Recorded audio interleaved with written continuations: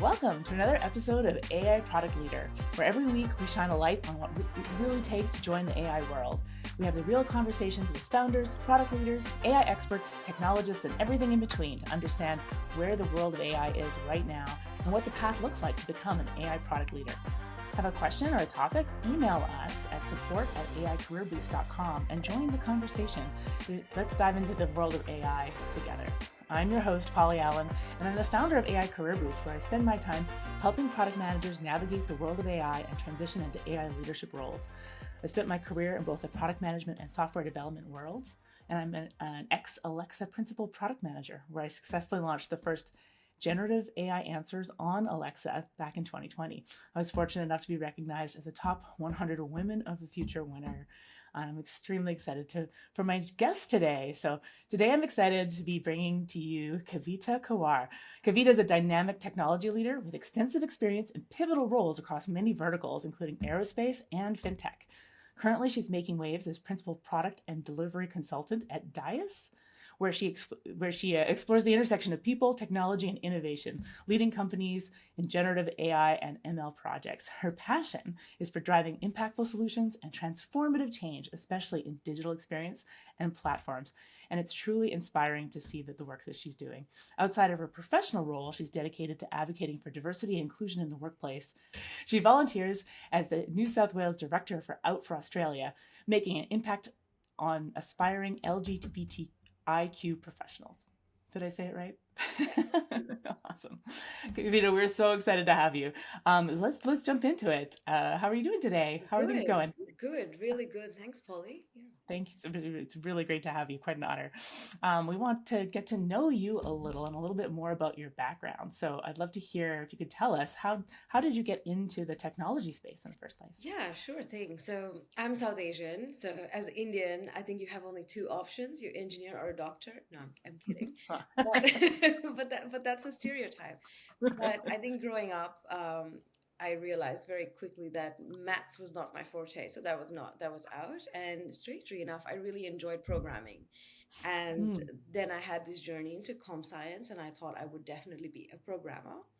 And awesome. once I started working in the workforce, I realized my personality and my interest and my extroversion and working with people kind of put me in roles where I was the conduit between a development team and, say, a sponsor or the client or the business team. And that's how my current roles have been. So I was very technical, moved into Extrovert delivery. programmer. Oh, absolutely. Extrovert, you just get, take extrovert. Yep, Yeah. you're gonna be talking to people. But It's it's surprisingly easy to be handed extrovert tasks if you are an extrovert on a programming team. oh yes, and it's Nobody wants those. yeah, and it's I found it to be a lot of fun because it played to my strengths. My strengths were working with people and talking to people, Yeah. and technology and solving a problem. I love a good problem to solve, so that was Yeah. really easy for me. Yeah. Oh, fantastic. And so were you doing before you got into the world of product management and AI? I think very delivery focused roles. Mm-hmm. Um, as I started my career, I started off as you normally would with like Scrum Master, looking at roles which are largely focused on a team and that ecosystem within the team and within an organization, removing roadblocks and challenging ahead. And then progressively over the years, I moved into more complex delivery where it was either a technical large program undertaking or at times like an enterprise program. And eventually, now in consulting, I wear different hats. And one of them, which Mm, I've loved and grown to love, is products. I've had to right. kind of at times, put my solution delivery hat offside and wear a more creative and customer focused product hat on.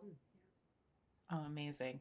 Well, as I mentioned in the intro, you've come a long way to your current role as a principal, and you're working in the AI space. Can you tell us a little bit about what you're doing in the AI world today? In the AI world today, my role at the moment and the project I'm working on at the moment is more of a advisory and product strategy kind of role. So we're helping Mm, shape what AI capabilities might look like for this one particular client in the future. It's a very exciting role because you're kind of looking at what's out there in the market, research and yeah. insights from that, and also tying it back to this particular client's needs and what their aspirations or their business goals might be. I think more often than not in consulting, I've come across clients who are either a bit wary of AI and they're Mhm. very nervous around what they've heard in the media, which could be either bias or the lack of governance, or they're like really excited. And then you have the other end of the spectrum where they're like, just give me anything AI, just I want something, give me Don't care what it does. something AI. And I think it's Yeah. this fear of missing out on a new technology that they might be, lagging behind their competitors. Mm, So I yeah. think our role and my role has been in just shaping the why and helping them understand why they want something before they jump into what, just to try and get on Mm, a trend. gotcha. Or how to do it Yeah, necessarily. absolutely. So it sounds like there's a lot of like use case identification. Like, do you have any tips for folks on how to identify a good AI use case? Yeah, absolutely. One example that I think was a recent client where, again, not sure how much I'm allowed to say, but in the medical field. So what they did, and I Yeah. really love this exercise, they had an ideation across all of their various departments. This is a Hmm. pretty large organization, so they spoke to different departments and identified, say, pain points or what would Yeah. help make their life easier. And once they had that, they then skimmed and reprioritized those use cases to understand what exactly is causing either an efficiency pain point, or it's causing delays to their Mm, workflows, or it's just causing like people problems. And I think identifying that really helps solidify the why before you come yeah. in, before like a consultancy or I come in and we're like, oh, this is how we would solve it. So I think really having that focus on your problem or the opportunity and sizing that up is Yeah. really key.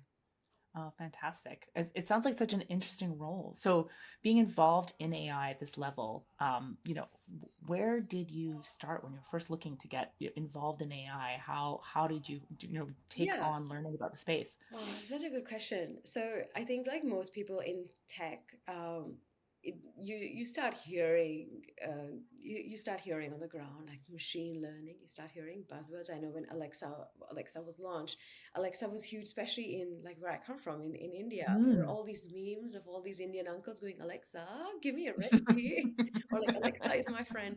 So I think you start being very familiar with that. And then over the last few years, of course, it's become so dominant in conversations, especially if you're in consulting. You'd come across a lot of clients who are curious about machine learning. You'll see a lot Mhm. of this on the news. And then, of course, when ChatGPT came in, then everyone was talking about it. And then there's a lot of, I guess, fear Mhm. with some people, where the fear is commonly, am I going to lose my job to Right. AI?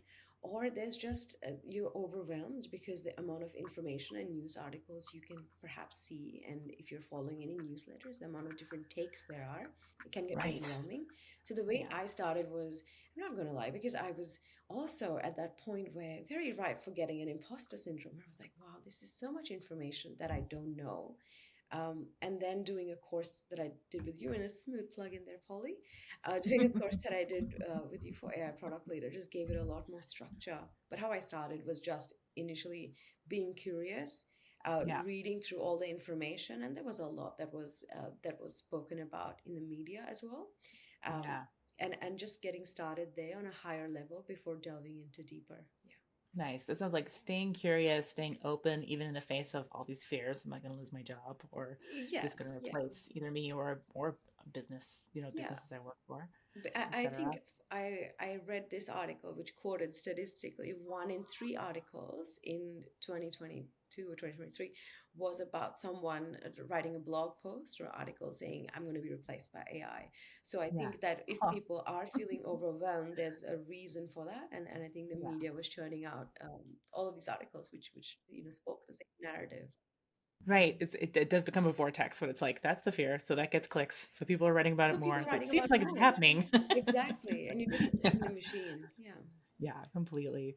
Excellent. Well, I know as part of the course too, you built one of what I've seen one of the more most beautiful projects that I saw. Also, like really, really interesting use case. Do you want to say a couple words about the project that you built Yeah, as part of the yeah, course? sure thing. I think one of the things that I found very useful when I started learning about AI was going a bit deeper. So you could read as many, I read a lot of articles, I tried to follow a Hmm. lot of blogs, I looked at a lot of YouTube videos for how to use tools and and how to do like prompt engineering. But I think doing a project and being hands on is the best way to learn. And it also takes away some of the apprehension around using tools that maybe you've not used before. So the project I did focused on creating mocktails. And I think at that point it was sparked by a conversation I had with someone at work who at a work function looked around and said, there's all of these alcoholic options for people who have wine or beer in Australia, but they felt they were a bit on the outside of the social scene, and they were like, "There's only water or Coke for me." And I think Mm. that just sparked an idea, saying, "Oh, you know what? This would be a cool problem to solve." And then I did Yeah. some research and noticed, like, with the younger generations, people are not having as many alcoholic beverages, and there's a movement that's going towards either having a drink that has low sugar or having a drink that's healthier and doesn't have alcohol content. And that's how Yeah. I started creating this. And I remember hosting this one person over at my house and Googling frantically, like, what is a good mocktail that doesn't look Mhm. like it's made for a child? Um, Not a Shirley Temple. Yeah. exactly. And how do you make something, nice and presentable? And that's why I created, I think I called it the non-alcoholic alchemist. I tried to think of That's something right. fancy, but essentially creating something that would taste nice and look nice. And behind the scenes, I had some like prompts to make sure that the mocktails and the prompts you give it based on the ingredient list you have wouldn't churn out something that's really unpalatable. So Right. it was very fun creating it. Yeah. Well, and I hope it was equally as fun doing the quality control on the recipes. I remember sharing it around with a few people and then it getting tested and people were like, I'm gonna make this, Kavita, and I'm gonna tell you if it was shit. I was like, okay. It's good. Well, considering all the headlines about like Google Gemini telling people to put motor oil on their pizza or glue on their pizza or Oh, whatever. yeah, yeah. Yeah, I made sure that I think I had to put in some very explicit prompts stating that this is the profile, this is the flavor profile. Exactly. All has to Like be edible. absolutely steer the customer away from glue and shoes. No glue cocktails, hopefully, coming our Yeah. way. I'd love to ask you, Kavita, how do you personally use AI, either in your day to day or Oh, even in work, yeah. if you're allowed to Yeah, share? sure. So well, obviously I love AI and I like to think about like I do volunteering on the side and that's, surprisingly that's been a place where I tend to use a bit more of chat GPT than Hmm. perhaps I should because I think volunteering that I do for Australia normally it's after hours and Mm. after a long work day you can be a bit tired and when you're sending out content or comms I wanted to make sure that I sound as peppy as I perhaps feel during the day and not Yeah. reflecting the mood I'm in at the point of which I'm setting this content. So that's when Right. I really use all the plugins for ChatGPT to make it sound a bit more Pepify. engaging. Yeah, to make Yeah. content sound a bit more engaging. And I think that helps takes the guesswork. I use Zapier a lot. I use some images if I'm creating a visual, so I'll use Hmm. tools for that. But I think most often go to generally ChatGPT. Yeah. That's the one I use quite often. Yeah. Excellent. Yeah, totally. It's funny how often I find myself using it on things that are like one-offs that I'm like, oh, I'll definitely do that again, whether it's like brainstorming or recently I had to do some research on like my green card and the next steps and the Oh, regulations and things like this, that it's very clear, like this is not legal advice. And I'm like, yeah, I know, but I want to know anyway. a fantastic use case I had for this was I was recently in the process of purchasing a house, which is Mm, a very painful exercise in I think everywhere. And you yeah. have a strata report, which I don't know what it's called in I think America, but Strata. yeah, in Yeah, if Strata, it's yeah. like a group owned area, Yeah, right? a Like group owner, yeah, and it's like HOA. pages and pages of information, and it's very legal wording, and there's a lot of subtext. Mm. Oh my God, ChatGPT was my friend for that because I How would did you use it? I would use it and prompt it for specific things. So in the Yeah, suburbs that I was looking, if I had a report for that particular suburb, I would look at what were the risks in the suburb and what were nice. claims for this insurance company. Oh my God, Oh, wow. I really used it. And then for the strata report, I would query like if I were purchasing this house, what are the risks with this housing structural area, and it would actually give me the risk. Of course, I'm not basing everything off this one Okay, I hope exercise. you did some double checking. Oh yeah, yeah. I collaborated with a strata manager, and then Yeah. I used this as a really good comparison, because then I would use what output I got from ChatGPT and then ask the person, "Do you see this as a risk?" And I was very shocked when 8 times out of 10 the person was like, "Yeah, yeah, that's a good point. Which page is it on?" I'm like, "Which page is this on?" Because Right. yeah, because it was like, hundreds of pages. So I think that Right. ways it really helped hone down the Sifting analysis. through information. Awesome. And you recently purchased a house, correct? Yes, yes, I Congrats. have. Yes. I am in debt now. Yes. Like all of us.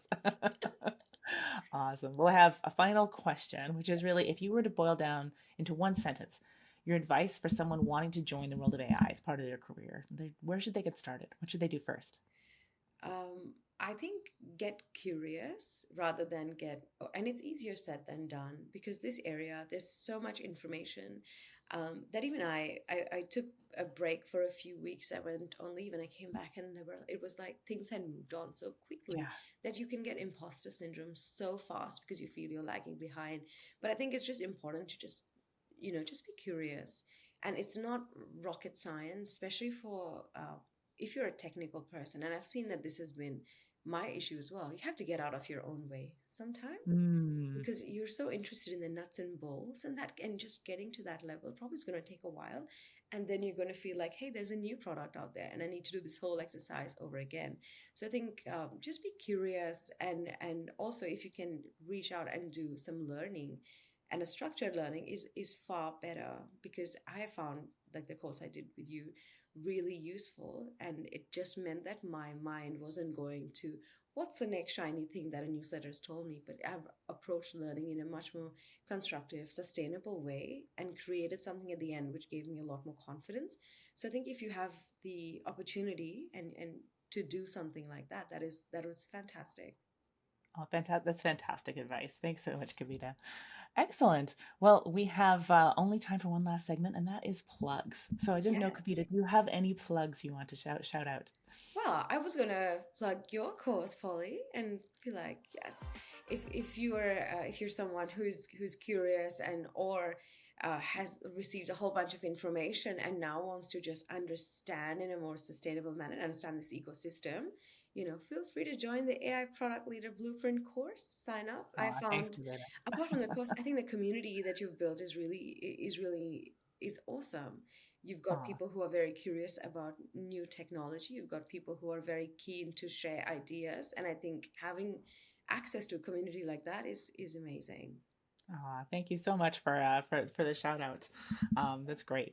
I really do love the people that the course has attracted, and it's a really supportive and It's a really curious good community. mix. Yeah. Yeah, it's fantastic. Thanks so much. From my side, we will be talking more about that course at our next upcoming webinar on August 6th. We'll be Hmm. hosting a webinar, The Path to AI Product Manager, where we're talking about the skills that you'll need to become an AI PM. And so if you're curious about the course, you can also sign up at aicareerboost.com to be the first to know when we open the doors and get early access discounts to the new cohort starting in September. So that is the plan there. And lastly, as always, we will plug the show. So don't forget to like and subscribe if you like today's episode and want to hear more inspirational stories from AI leaders, where they are today and what they're working on and how they get started. If you want to reach out with questions, support at AI Career Boost, send us an email. We'd love to hear them. And that's been another episode of AI Product Leader. Thanks so much again for joining us, Kavita. Your story is really inspirational, and I'm so excited to see what you build next. Thank you. Thanks for having me. Of course. Thank